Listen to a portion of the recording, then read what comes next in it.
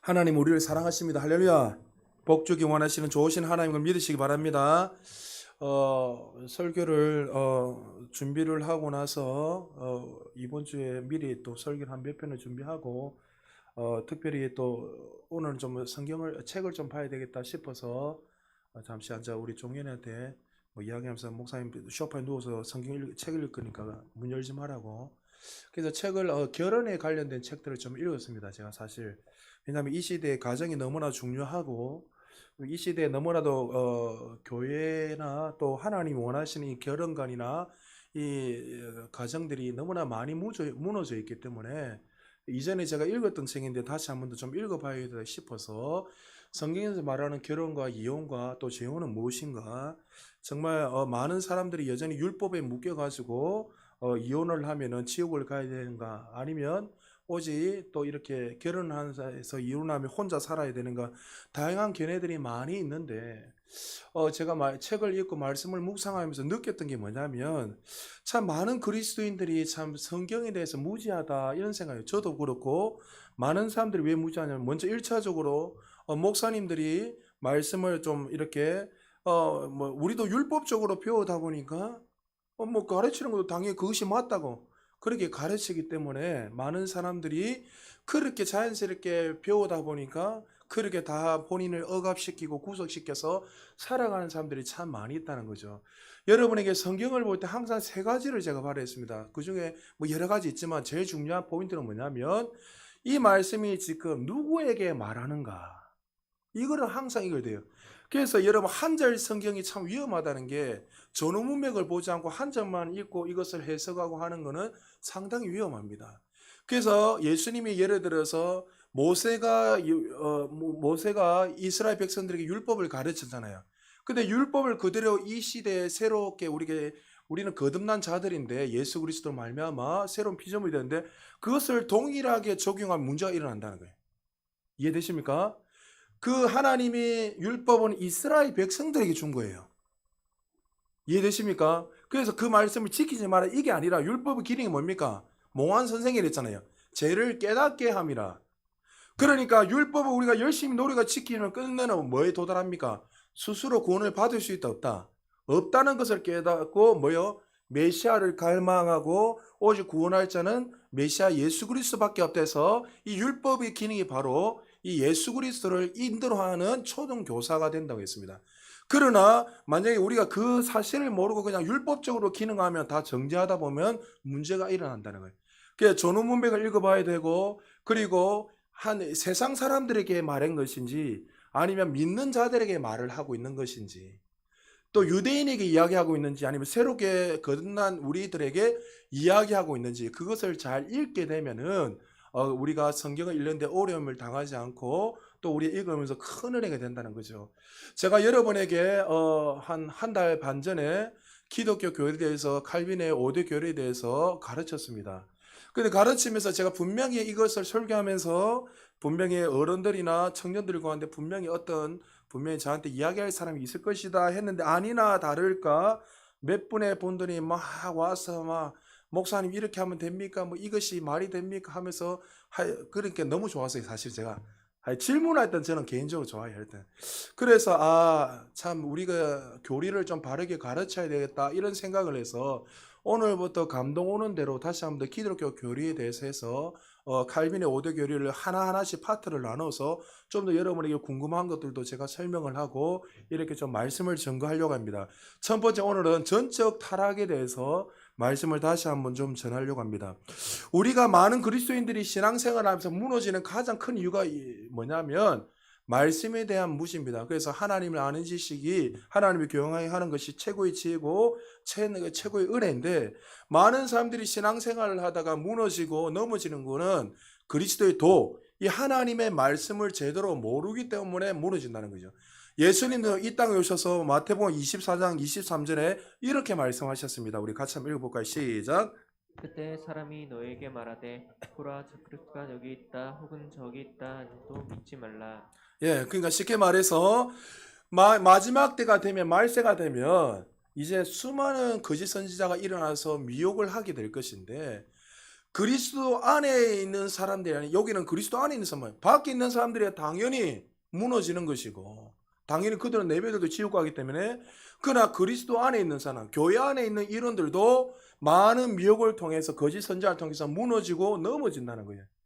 그래서 우리에게 정신을 차려서 깨어서 기도해라. 너희들은 그 말씀 위에 든든히 세워자. 예수님이 끊임없이 믿음을 지켜라. 계속 그게 이야기하는 이유가 뭐냐면 이렇게 우리가 마지막 때까지 하나님 예수님이 이 땅에 오시기 전까지 믿음이 지키는 것이 결단코 쉽지 않다는 거예요. 그만큼 힘들고 지금도 제가 신앙생활하면서 역사일에 기독교 탄압이 제가 살아있는 동안에 살면서 신앙생활하면서 기독교 탄압이 지금 최고잖아요.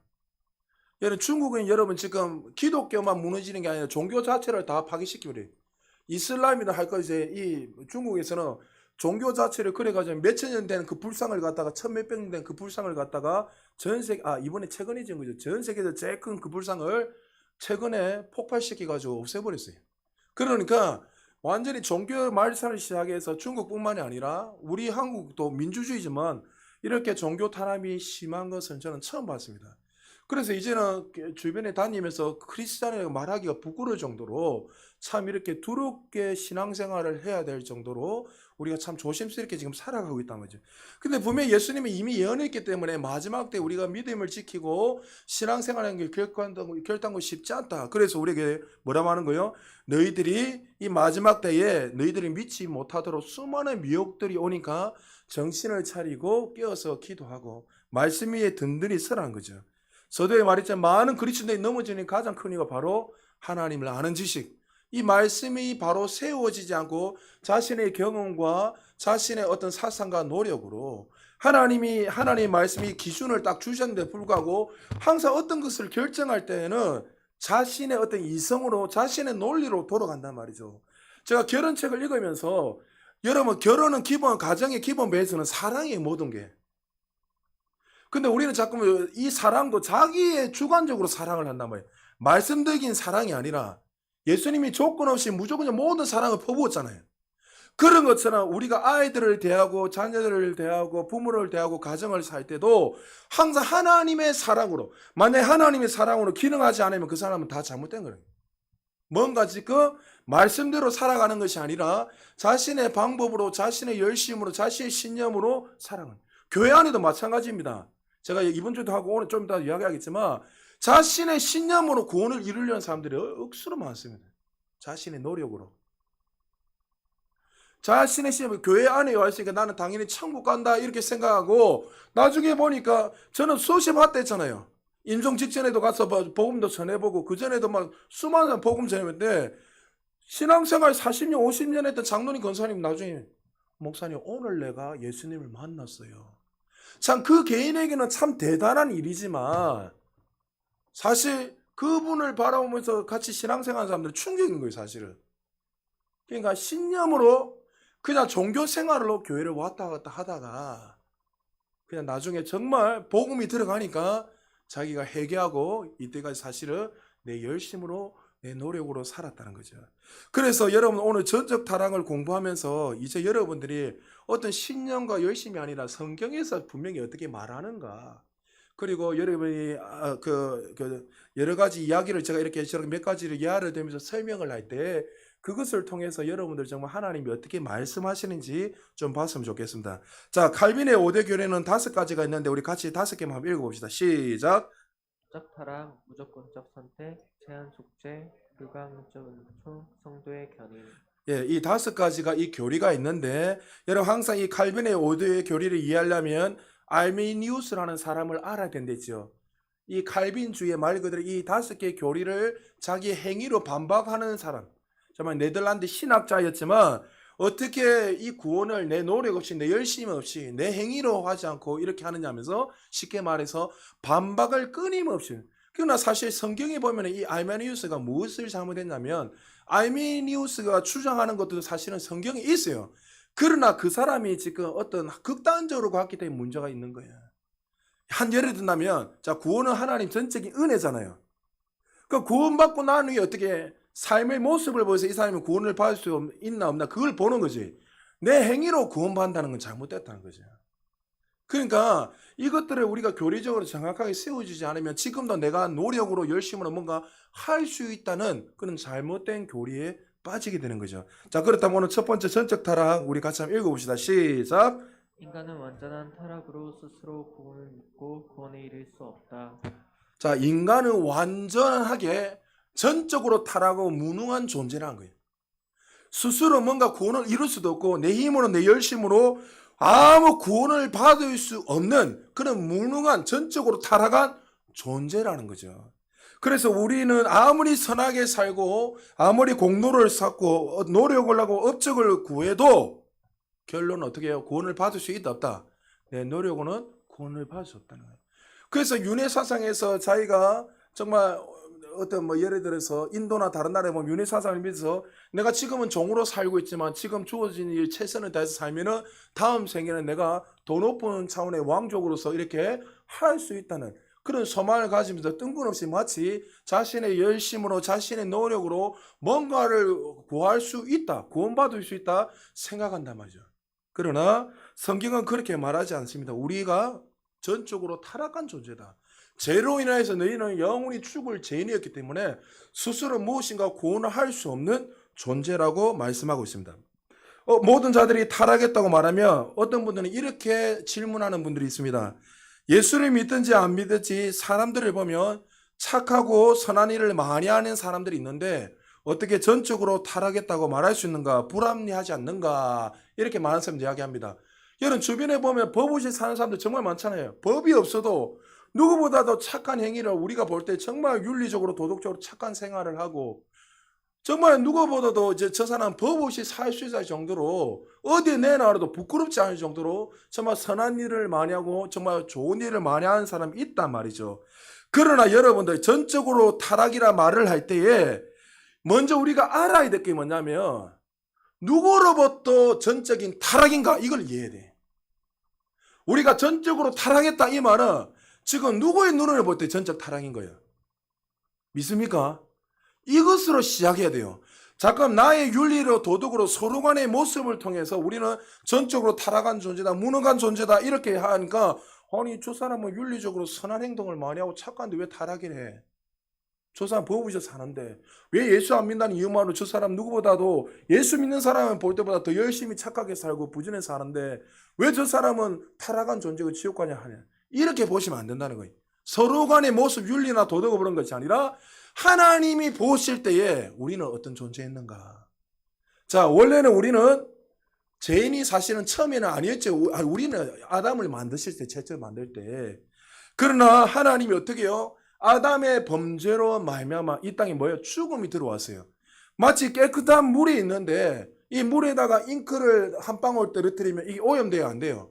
오염되는 것처럼 최초의 아담 인간이었던 아담이 범죄함으로 말미암아 이 땅에 죽음이 들어오고 모든 자들이 이제 아담의 후손들은 다 어떻게 된다고요? 그 타락의 결과물로서 죄의 결과물로서 모든 자들이 죄의 사망에 이르게 되는 그는 이제 스스로 구원할 수 없는 전적으로 무능하고 전적으로 타락한 존재로 태어나게 되는 거죠. 그래서 죄로 인해 하나님으로부터 떨어졌던 인간들이 스스로 하나님을 찾을 수도 없고 만날 수도 없기 때문에 무엇이 필요한 겁니까? 구원자가 필요한 거예요. 그래서 구원자 누구요? 예수 그리스도가 이 땅에 오셔서 죄가 없으신 그 예수 그리스도가 십자가의 죽음으로 말미암아 죄에 오염된 인간들을 어떻게 해요? 구원의 길로 열어주신 거예요.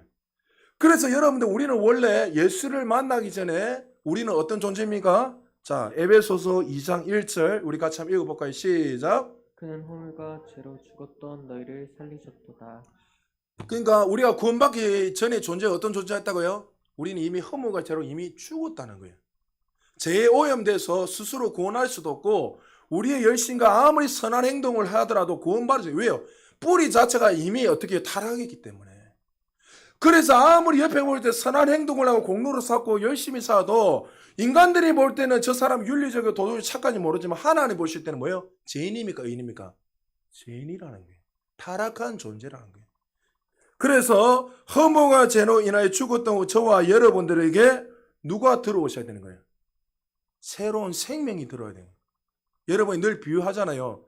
실제로 내가 지금 죽어 있어요. 죽어 있으면 이 사람에게 백날 이야기해도 들을 수 있어요, 없어요? 우리 서진우 목사님 지금 실제로 죽어 있어요. 죽어 있으면 제가 서진우 목사님이 일어나세요. 백날 이야기하죠. 목사님 뭐 하십니까? 빨리 갑시다. 이야기해도 서진우 목사님 지금 여기서 들을 수 있으니까 못 듣습니까? 못 들어요. 그러니까 스스로 구원할 수가 없다는 거예요. 죄로 인하여서. 그러면 어떻게 해요? 죽었던 그 영혼에 뭐가 들어가야 돼요? 새로운 생명. 하나님의 영이 그 조회가 생명이 들어가야지만이 들어갔을 때 살아났을 때 그가 믿어지는 거예요. 할렐루야. 그러니까 그 믿음은 다음에 나오는 반응이지 내가 믿음으로 구원받은 게 아니라는 거예요. 할렐루야. 그러니까 자꾸 여러분들이 뭐 조금만 잘못하면 구원의 확신이 없는 사람들은 예를 들어서 뭔가 내가 바르게 살지 않고 정직하게 살지 않고 막 죄 짓고 또 주일날 거룩히 지키지 않고 이렇게 하면 제자들 중에 저한테 그렇게 전화 많이 와요. 번개치고 지진이 일어나든지 아니면 전쟁이 일어날 신호가 보이든지 아니면 코로나 때문에 어떤 질병이 걸리고 이러면 전화가 오죠. 목사님, 평소에 전화 안 하다가 목사님, 저 지금 죽으면 지옥 갈 것 같은데 어떻게 해요? 그렇게 전화 많이 와요, 진짜로. 뭐 새벽 1시, 2시에도 전화하고. 그런데 자신들은 그 교리가 잘못된 건 아는데 자신의 공로를 보니까 의를 보니까 너무 부족한 거예요. 하나님의 저울에 대해 보니까 내가 너무나 열심히 신앙생활 하는 것 같고 개떡까지 살아가니까 내가 오늘 이렇게 질병 걸려 죽으면 지옥 같은 그런 생각 드니까 마치 고해성소라는 것처럼 나한테 전화 와가지고 목사님 어떻게 됩니까? 물어. 제가 등실이라고 이야기해요. 욕을 하면서. 제자니까. 성경 어떻게 말하고 있지? 너는 그런 존재. 그렇게 네가 스스로 구원받을 수 없으니까 누가요?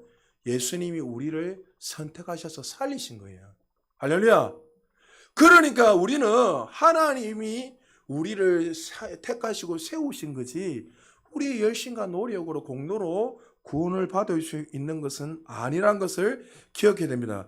그럼 우리가 어떻게 주님을 찾고 구원받을 수 있습니까? 결론 뭐죠? 우리의 능력으로 될 수 있는 게 아니죠. 그래서 우리에게 뭐가 부어지는 거예요? 하나님의 절대적인 은혜, 사랑이 부어진 거예요. 할렐루야. 그래서 여러분이 이 자리에서 주는 그리스도 살아계신 하나님의 아들을 고백할 수 있는 이유가 내 공로, 내 열심이 아니라 전적인 하나님의 은혜라는 거예요. 할렐루야. 그럼 구원받았다면 하나님 끝까지 책임지시는 거예요. 나중에도 설교하겠지만 그것이 성도의 견인이잖아요. 견인. 하나님 구원하시고 그냥 두시는 것이 아니라 언제까지요? 영원히 천국까지. 그래서 신학적으로 이미 아직이라는데 우리는 이미 구원을 받았지만 아직은 구원을 이루어가는 과정이잖아요. 왜요? 죽고 천국 가야지 구원이 완성되니까. 그래서 신학적으로 이미 아직이라는 그 단어를 사용하고 있어요. 자, 그렇다면 이 알메니어주의자들은 어떻게 말하냐면 우리 같이 한번 읽어볼까요? 자, 읽읍시다. 시작. 알마니안주의자들은 다르게 말합니다. 비록 우리 인간이 타락은 했지만 전적 타락이 아니라 부분적으로 타락을 했다고 주장합니다. 그래서 우리는 구원을 선택할 수 있는 자유가 있다고 주장합니다. 내가 예수를 믿고 구원을 얻든지 아니면 믿지 않고 형벌을 얻든지 내 주관적인 자의적인 선택에 달려있다고 주장합니다. 자, 그들의 주장은 잘못됐지요. 왜요? 우리는 이미 죄로 인하여 죽었던 존재이기 때문에. 이미 죄로 인하여 죽었기 때문에 우리 스스로 우리의 열심으로 노력으로는 결단코 구원에 이를 수 있는 능력이 없다는 거예요. 그러면 만약에 우리 스스로 구원받을 능력이 있다면 예수님이 이 땅 오실 이유가 있어요, 없어요? 없지요. 우리 스스로서 하나님을 찾고 만날 수 있죠, 그러면. 아니라는 거죠. 그래서 예수님이 죄가 없으시고 하나님이신 그 예수 그리스도가 이 땅에 오셔서 우리의 모든 오염된 죄, 전적으로 타락한 우리 모든 죄를 짊어 지시고 대신 십자가의 죽으심으로 말미암아 이제 예수 그리스도를 믿기만 하면 그 믿음도 누가 주는 거라고요? 하나님이 주시는 거예요. 아브라함이 믿었다 했잖아요. 그 믿음도 누가 주셨다 했습니까? 자기가 믿은 거예요. 하나님이 그 가정 속에서 믿게 하신 거예요. 믿게 하신 거잖아요. 그래서 죽은 이삭도 살릴 것을 믿었더라. 그래서 하나님 그를 의롭게 여기셨다 하셨잖아요. 그 믿음도 누가 주셨다고요? 하나님이 그에게 주신 거란 거죠. 그래서 우리는 성령의 은혜로 말미암아 우리는 구원받을 수 있는 존재란 것을 기억해야 됩니다. 자, 에베소 2장 8절 우리 같이 한번 읽어볼까요? 시작.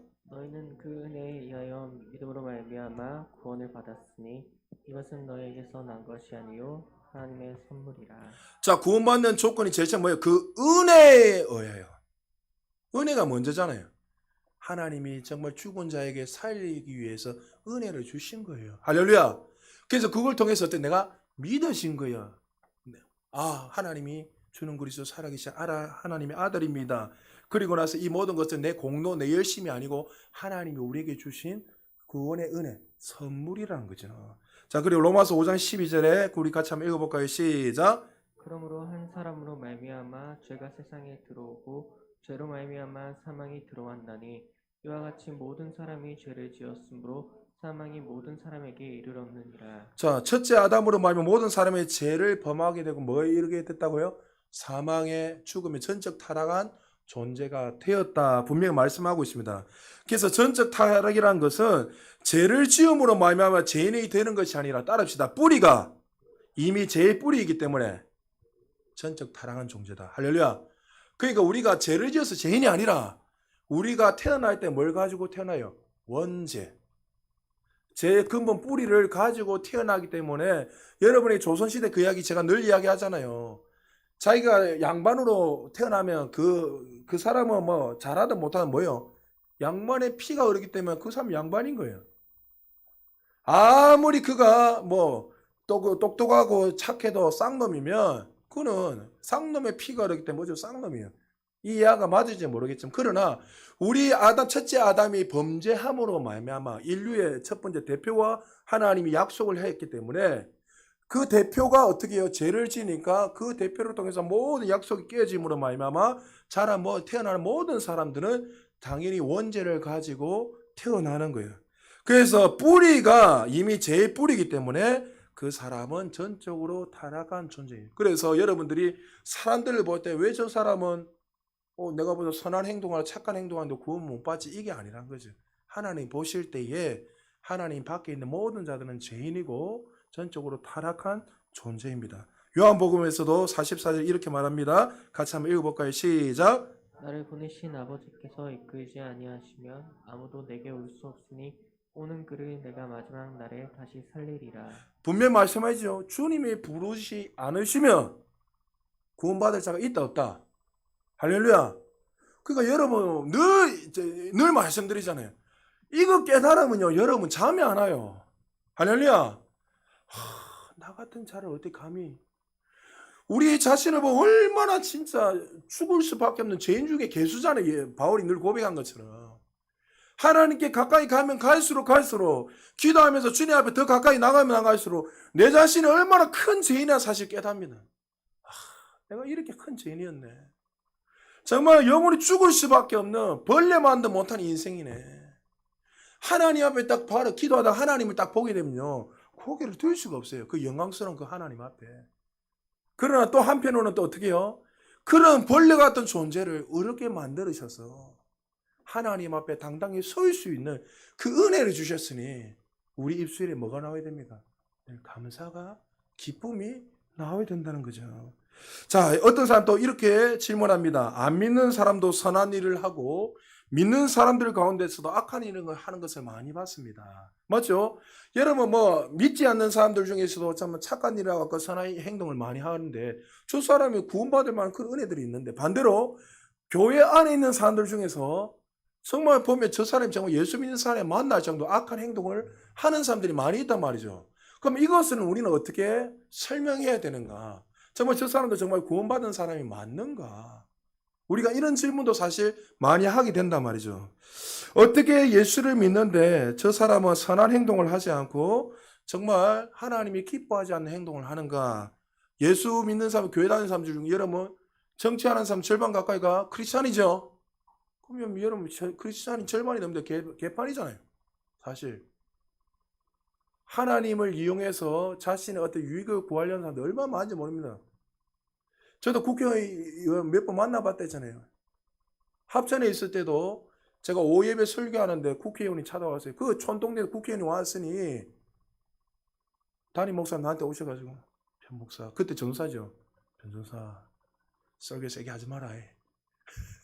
제보고 그 이야기 하는 거예요. 앞에 국회의원, 군수, 밑에 공무원들 막 쫙 앉아 있으니까 그 집사님이니까 집사지 나한테는 국회의원은 안 보이는 거예요. 설교 제가 대충 했겠습니까? 세게 했겠습니까? 예. 은혜를 했습니다. 하고 나서 국회의원이 막 저보고 막 은혜 받았다 뭐 하는데 참 그리스도인인데도 불구하고 정말 우리가 볼 때 저분이 정말 그리스도인이 맞나 할 정도 악한 행동을 하는 사람들이 정말 많을 때 우리는 이것을 어떻게 받아들여야 되는가 많은 사람이 있죠. 자, 먼저 여러분에게 기차가 있는데 부산행 기차가 있고 서울행 기차가 있어요. 자, 예를 들면 서울행 기차는 구원의 기차고 부산행 기차는 쉽게 말해서 지옥으로 달리는 쉽게 말해 지옥에 가는 기차예요. 예수를 받게 있는 사람들. 자, 부산행 기차를 타고 이제 갑니다. 근데 부산행 기차를 탄 이 사람들은 우리가 볼 때 착한 행동도 많이 하고 선한 일도 많이 하고 저 우리가 볼 때 누가 봐도 막 착한 행동을 많이 하면서 누구보다 성실하게 산단 말이죠. 그러나 그 사람은 근본적으로 자기가 주인이 되고 근본적으로 그는 어느 기차를 탔어요? 지옥 기차를 탔기 때문에 아무리 선한 일을 하고 착한 행동을 해도 그 사람은 당연히 어디 가는 거예요? 지옥 가는 거예요. 그러니까 성경에서 선하다 말은 뭐냐면 하나님 보실 때 선하다 이 말은 뭐냐면 하나님 보시는 옳은 행동이에요. 옳은 행동. 믿음으로 살아가는 그 삶을 하나님 선하다 착한 행동이다 이렇게 말해요. 자, 반대로 서울행 기차를 하죠. 그는 구원의 기차예요. 자기가 주인이 아니라 예수 그리스도가 주인이 된 기차예요. 그 기차 속에 타고 가면서 어떤 사람은 범죄할 때도 있어요. 죄 지을 때도 있어요. 그러나 죄를 지은 데서 그 사람이 구원이 탈락됩니까? 아니에요. 구원의 기차를 이미 탔기 때문에 절대 내릴 수 없어요. 부산행 기차에서 서울행 기차를 탔기 때문에 달려가는. 그러나 그 사람들 가운데 정말 구원을 받았다면 이 서울행 기차를 탔다면 그 삶 속에 번제를 하면 반드시 뭐가 나옵니까? 회개라는 그 은혜가 거기 부어지는 거예요. 이렇게 살면 안 되지. 자, 그런데 여러분 좀 더 극단적으로 이야기해 볼게요. 서울행 기차를 탔는데 구원의 기차를 탔는데 매일 범죄하고 죄짓고 하나님 말씀과 상관없이 살아가는 이 사람들은 어떻게 생각합니까? 이런 거 여러분 궁금하잖아요, 사실. 그런데 여러분 그 모습은 신념일 수 있어요. 그 사람이 교회 다니지만 하나님의 구원의 기차를 탔다고 생각하지만은 구원의 기차가 아니라 자신의 신념으로 지금 그렇게 살아가는 사람들이 있어요. 그래서 여러분 우리는 구원은 하나님의 영역이기 때문에 우리가 이렇게 저렇게 할 수 없어요. 맞죠? 저 사람이 만약에 저 사람 지옥 같은데 저 사람은 천국 가야 돼. 이렇게 우리가 판단하는지 모르지만 우리가 판단해서 이 사람 천국 가고 지옥 가는 게 아니란 거죠. 하나님이 선택하시면 분명히 가는 거예요. 그러나 우리는 저 사람이 구원받았나 안 받았나 어떻게 우리는 100% 아는 거 아닙니다. 어떻게 알 수 있냐면 그 모습을 보면 알 수 있는 거예요. 그러니까 알미니오주의자가 여기서 너무 극단적으로 갔기 때문에 위험한 거예요. 저 사람 봐라. 예수 믿다면서 신앙생활도 제대로 안 하고 교회도 제대로 나오지도 않고 기도도 안 하고 말씀대로 살지도 않고 지 마음대로 살아가는데 그 사람이 무슨 구원받았나. 알미니오주의는 그 말 틀린 거 아니에요. 맞죠? 구원받았다면 반드시 말씀의 지배 아래서 성령의 지배 아래서 살게 되어 있어요. 그래서 여러분들이 구원받은 증거는 뭐예요? 내가 만약에 하나님 말씀대로 살지 않고 내 방법 살다 보면 성령께서 깨닫게 해줘야 안 깨닫아요? 깨닫게 해줘서 내가 이렇게 살면 안 된다 하고 해결을 하게 하고 또 누구를 통해서 또 깨닫게 하셔서 다시 그 자리로 돌아올 수 있도록 은혜를 부어주시는 거예요. 근데 우리가 볼 때 저 사람 늘 저 엉뚱한 짓 하는 그 사람들은 우리가 그 행위를 보면 사실 그 사람이 우리 구원을 안 받았다 말은 안 할게요. 구원을 안 받을 수 있습니다. 그래서 신념으로 자기 열심으로 신앙생활을 하는 사람들이 많이 있다는 거예요. 구원의 영역은 내 영역이 아니라는 걸 인식하세요. 하나님이 우리에게 주시는 거기 때문에 그래서 우리의 노력으로 열심을 낸다고 해도 서른 기차를 탈 수가 없고 그러나 하나님의 전적인 은혜로 사랑으로 말미암아 구원의 기차를 탔다면 우리가 그 죄를 지어도 내가 착한 행동을 혹시 못한다 할지라도 하나님의 그 해결을 통해서 우리를 깨닫게 해 주셔서 그를 만지시고 구원의 기차를 탔기 때문에 그는 영원한 천국에 갈 수밖에 없다는 거죠. 자, 그러면 이 전적 타락 질문하면 또 이런 질문합니다. 하나님이 굳이 그러면 선악과를 나무를 안 만드셨다면 인간이 아담이 범죄할 필요가 없을 것인데 왜 쓸데없이 선악과 나무를 만들어 가지고 죄를 짓게 하는가?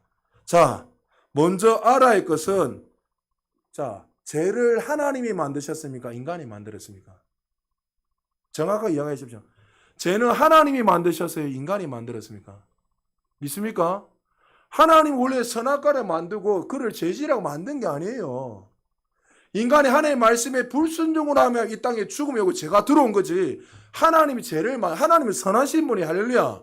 항상 옳으세요. 자, 늘 말했지만 하나님이 완전히 거짓말일 뿐 아니지만 거짓말을 해도 진리가 되는 거예요. 하나님이시기 때문에.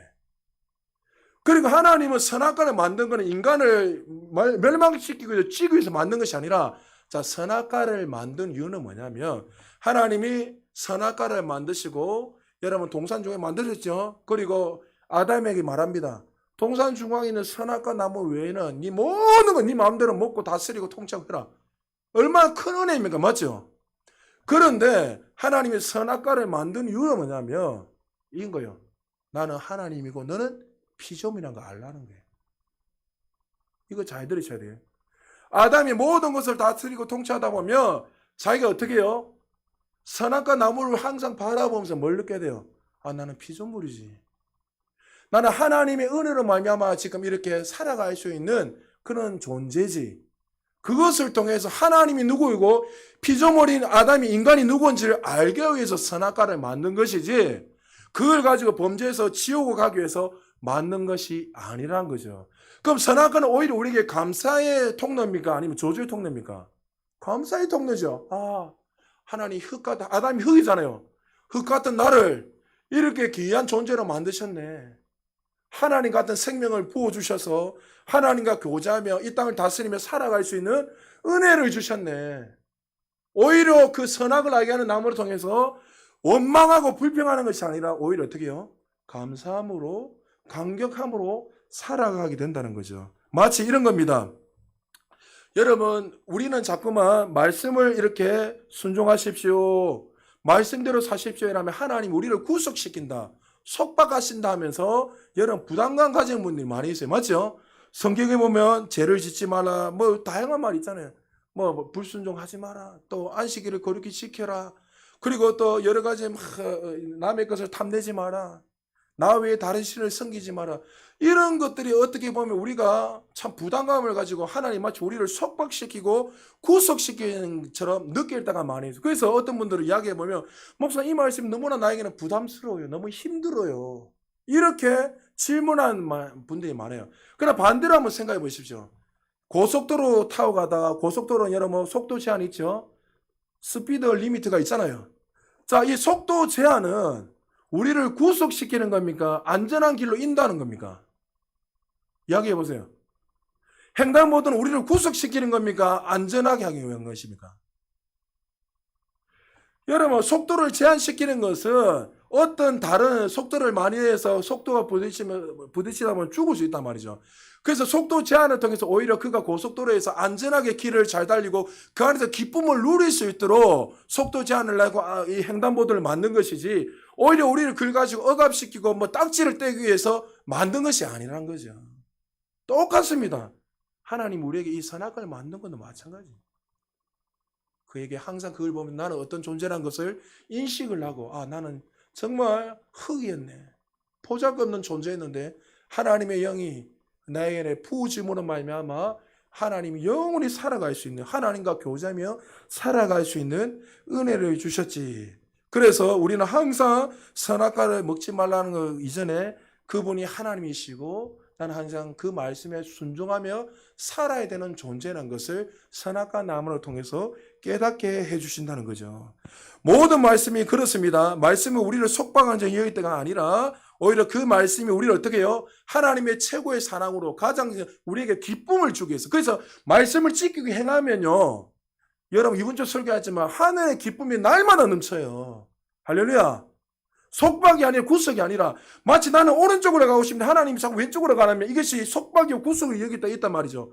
그러나 여러분 인생을 돌아보세요. 하나님 말씀과 걸어가지 않는 모든 삶을 여러분 보세요. 그 안에 얼마나 고통스러운지. 그거는 어른들한테 물으면 다 알아요. 근데 그래서 저는 옛날에는 막 앉아 상담을 하면 막 소리 지르고 앉아가지고 막 몇 시간씩 감 지르고 제가 그걸 했습니다, 실제로. 근데 이제는 안 하잖아요. 왜요? 고생해봐야 돼요. 본인이 얼마나 하나님 사랑에 거하지 않고 만약에 이렇게 걸어가면은 얼마나 그 안에 참된 기쁨과 만족이 없다는 걸 깨달아야지 그때 와서 이야기하면 되는 거예요. 이전에는 무조건 잡아놓고 했는데 보니까 그거 에너지만 소비더라고요. 한두 마디가 깨달아 있으면 그 사람에서 이야기하지만 못 깨달으면 그냥 두는 것이 이제는 더 낫다는 하나님 깨닫게 해주신 거예요. 그러니까 여러분들 이것을 항상 기억하셔야 돼요. 이게 속박이 구석이 아니라 오히려 하나님이 이 땅에서 이 말씀의 진리를 행함으로 말미암아 말씀을 통해서 하늘의 참된 행복과 기쁨을 날마다 부어주기 위해서 하나님 우리에게 이 진리의 말씀을 부어주시고 허락해 주셨습니다. 그리고 우리가 거듭났지만 우리는 여전히 죄법 안에 살아갈 때가 참 많이 있어요. 이미 영은 거듭났지만 나도 모르게 육신의 옷을 입고 있기 때문에 나도 모르게 범죄하고 죄짓고 끊임없이 불순종할 때가 많이 있단 말이죠. 왜? 영은 새로워졌지만 혼적인 부분은 여전히 새롭지 않게 육신의 생각으로 내정력으로 살아간단 말이죠. 사도 바울도 누구보다 그 사실을 잘 알고 그도 로마서 7장 24절에 보면 이렇게 말하고 있어요. 우리 같이 한번 읽어볼까요? 시작.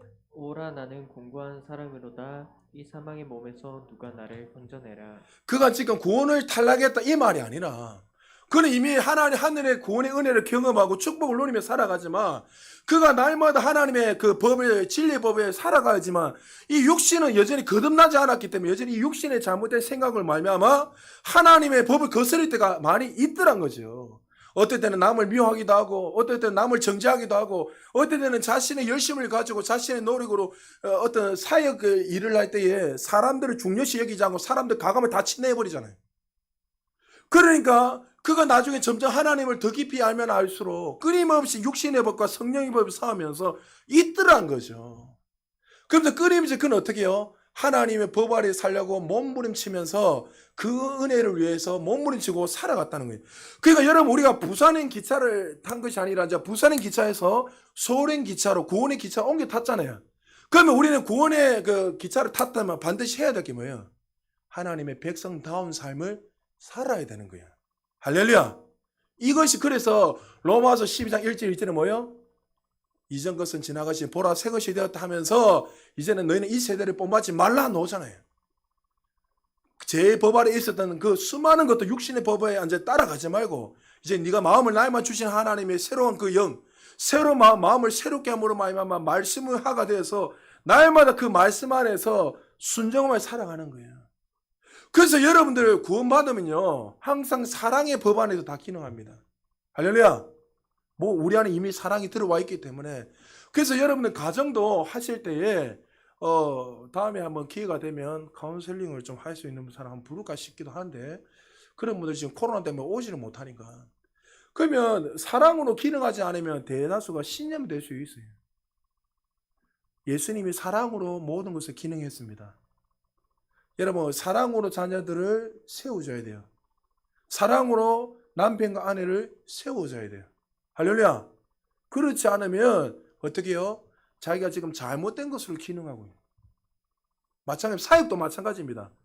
제가 오늘 결혼하는 책을 읽으면서 그 목사님이 그 이야기를 하는 거예요. 저도 뭐 수없이 읽었지만 하시는 말씀은 뭐냐면 많은 사람들이 신고 거두는 법칙 이야기하면 자꾸 물질로 제한할 때가 많이 있다. 맞잖아요.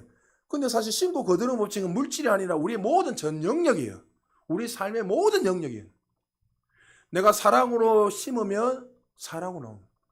한 목사님 가정입니다. 이 목사님들은 욕은 안 하고 싶은데 그분이 1940년대 사람이니까 오선저 계통의 억수로 고리타분한 목사님이었어요. 이 목사님은 이제 여러분 에베소서 5장에도 있고 고린도전서 7장이죠.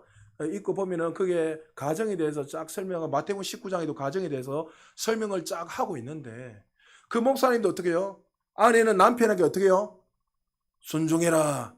이 말만 딱 필히 꽂혀갖고 내가 하늘인데 어디 감히 여자가 조용해. 어디 아들 딸들이 떠들어. 그렇게 평생 가르친 거예요. 그러니까 그게 목사님이 적었던 목사님이 한 번은 그 교회 신방을 갔는데 사모님이 양발이 다 떨어져 있더라고요. 양발이 붕해로 왔는데 보니까 양발이 엉망진. 아니 왜 교회가 크고 잘 사는데 와 양발도 그것도 살 돈이 없나?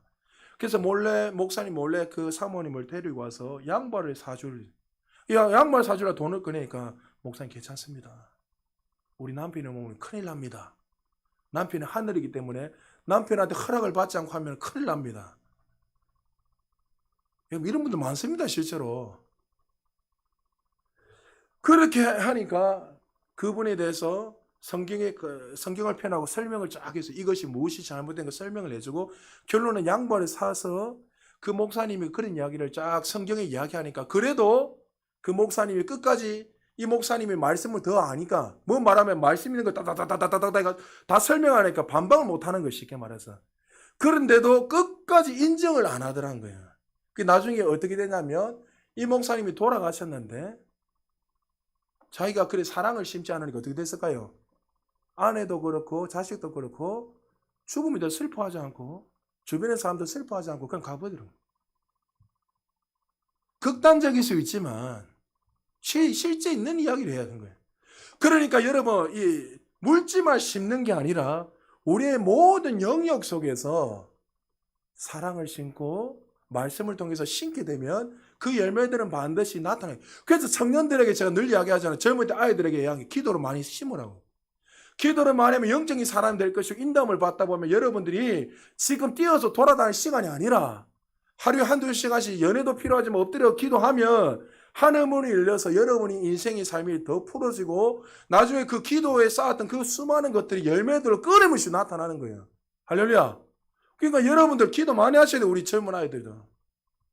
그냥 앉아서 엎드린 것이 아니라 자, 우리 바울이 구원받은 백성에 대해서 한 가지 더 이야기합니다. 에베소 4장 1절만 읽고 마무리합니다. 같이 읽겠습니다. 시작.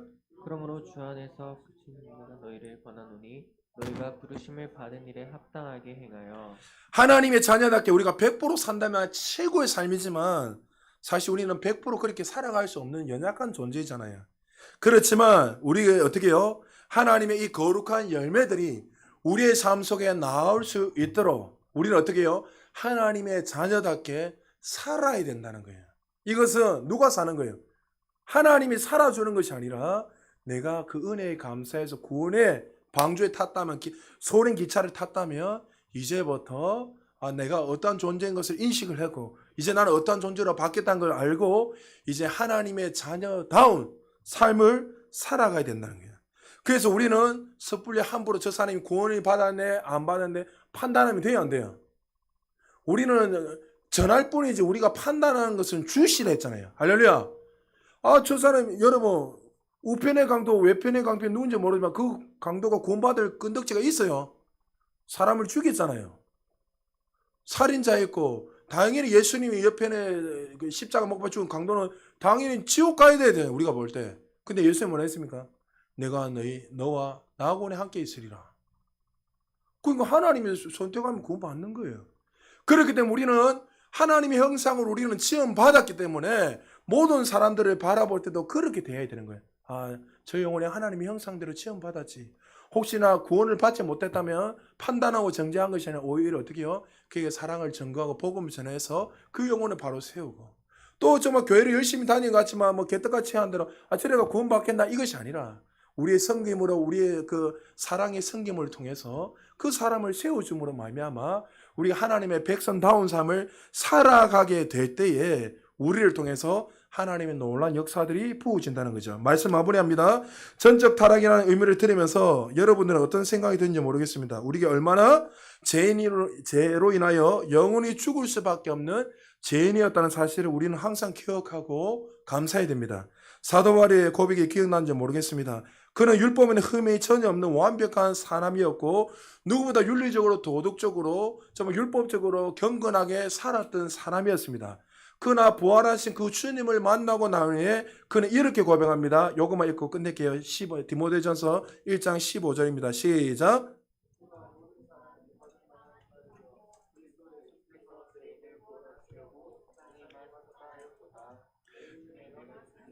내가 얼마나 큰 죄인이었다는 사실. 우리는 죄인이 아니지만 우리가 어떠한 존재인 것을 항상 인식을 해야 돼. 내가 이런 존재였지. 그래서 하나님의 은혜 안에 들어가면 들어갈수록 더 감사가 오고 구원의 기쁨 때문에 기뻐하고 감사할 수 있는 거예요.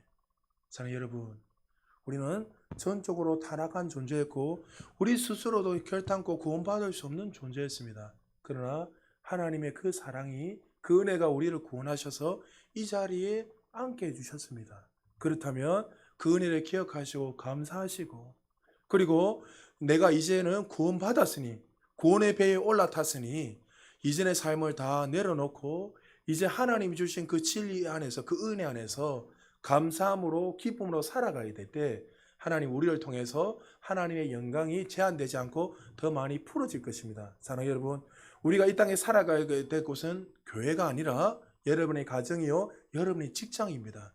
하나님은 세상의 빛과 소금의 역할을 우리에게 감당하겠습니다.